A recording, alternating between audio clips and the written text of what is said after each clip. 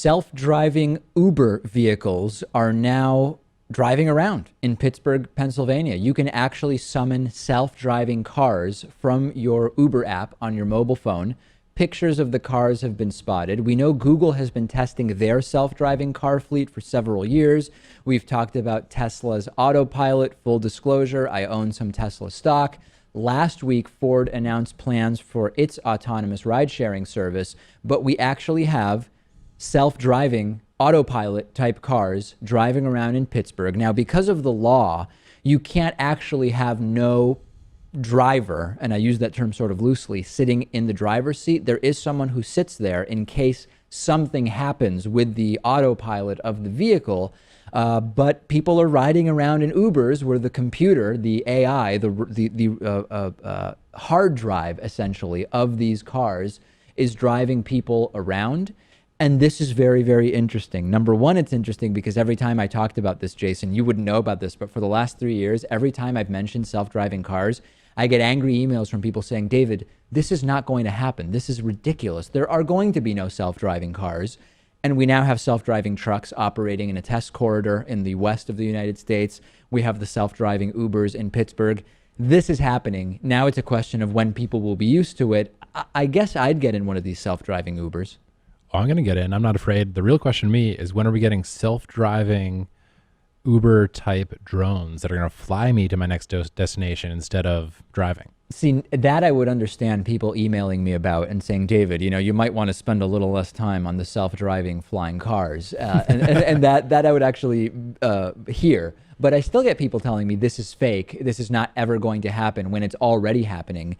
I've actually been thinking quite a bit about the impact that this could have on public mass transit, like buses and subways, because when you consider that buses and subways are only as cheap as they are in many cities because they're subsidized by either the state or other agencies, the real cost of a bus or subway ride is often quite higher than what people are paying. Private industry could drastically undercut the prices of public transit, especially once you phase out the need for drivers, because drivers are like the most expensive aspect of public transportation in most cases.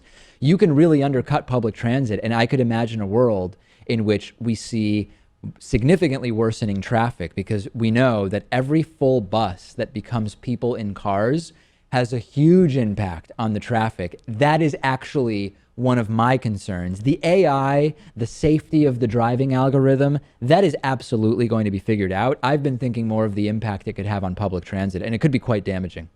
On the AI front, though, I wonder if people are going to figure out when they see these things, if they're going to know what it's going to do. So say if you go to cut it off, is it going to stop every time? I feel like you're going to be in traffic and everyone's just going to be, there's certain cars in traffic that just get cut off.